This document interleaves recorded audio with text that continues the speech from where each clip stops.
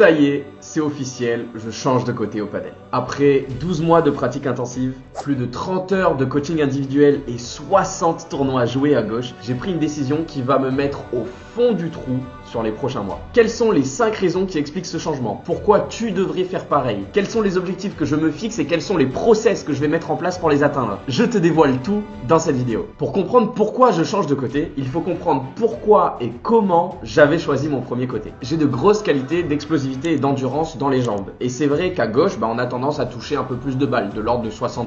Cet aspect-là m'a séduit quand j'ai commencé le padel et c'est donc assez naturellement que je me suis retrouvé à ne jouer qu'à gauche. Mais pourquoi ne pas varier et apprendre des deux côtés? En fait, c'est un parti pris. En partant de zéro dans ce sport, j'ai préféré être très bon d'un côté plutôt que moyen de l'autre. Attention, je dis très bon, on est bien d'accord que je me fais froisser par encore énormément de joueurs. D'ailleurs, petite parenthèse, dis-moi en commentaire si une vidéo sur comment choisir son côté au padel peut t'intéresser. Avec le recul, j'ai beaucoup à dire pour t'aiguiller au mieux. Mais alors, quelles sont les 5 raisons qui me poussent à jouer à droite?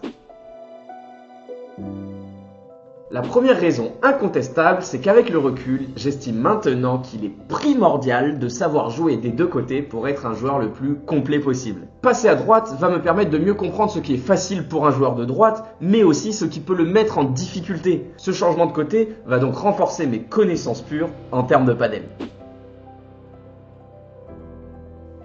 La deuxième raison, c'est que j'ai un style de jeu qui correspond bien à celui d'un joueur de droite. Même si les différences de style sont de moins en moins marquées au padel, j'ai d'excellentes qualités défensives, j'ai une très grosse approche tactique du padel, comme vous l'avez probablement vu sur Instagram. Et la cerise sur le gâteau, c'est que pour un joueur de droite, je m'estime très bon en finition, ce qui est normal pour un joueur de gauche, mais plus rare pour un joueur de droite. Et ça, j'espère que ça fera la différence. La troisième raison, c'est simplement que ce côté va me procurer des opportunités de progresser et de partager la piste avec de meilleurs joueurs. Aujourd'hui, on a un peu plus de joueurs de gauche, donc on y trouve mathématiquement de meilleurs joueurs. Et il est donc temps que je capitalise sur mes forces pour partager la piste avec des joueurs très solides suite à quelques propositions que j'ai reçues. Être solide à droite, ça me permettrait de rapidement partager la piste avec des joueurs top 800 à 1000 français. C'est des super opportunités pour moi pour progresser. Quatrième raison, c'est que j'ai simplement envie de revivre ce sentiment d'apprentissage et de forte progression. J'adore apprendre et quand on est novice, la phase d'apprentissage de 20% à 70-80%, elle est phénoménale et elle est très riche en émotions. Même si j'ai beaucoup encore à apprendre à gauche, je pense être arrivé à 70% d'apprentissage de ce côté. Donc, ma progression se fait maintenant plus lentement. En repartant de presque zéro à droite, je m'ouvre à de nouvelles doses d'adrénaline à chaque séance.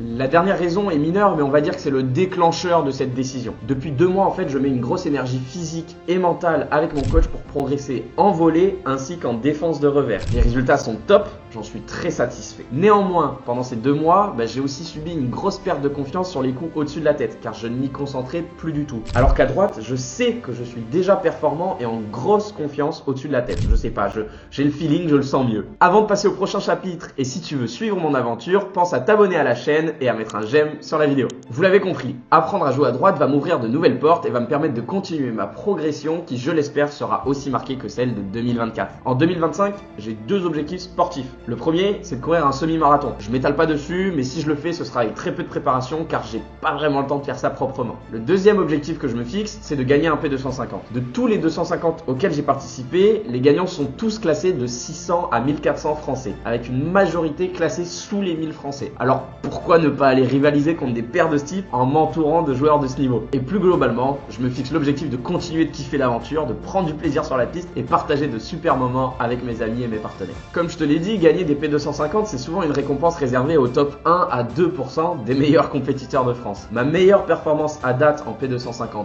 homme est une demi-finale obtenue en décembre et perdue sèchement 9-3 ou 9-4. Vous l'avez donc compris, la marche est haute. Mais c'est ça qui me motive. Plusieurs étapes vont me permettre de gagner ce P250 en 2025, que ce soit en mars ou en décembre. Déjà, je vais bouffer un max de contenu théorique comme je l'ai fait pendant ma première année de padel à gauche. Ensuite, quelques coachings individuels à droite seront essentiels pour développer mon jeu sur des bases techniques saines et solides. À vrai dire, j'ai fait ma première indiv il y a quelques jours et il y avait du très très bon et du moins bon. Enfin, du tournoi rapidement pour engranger un maximum d'expérience.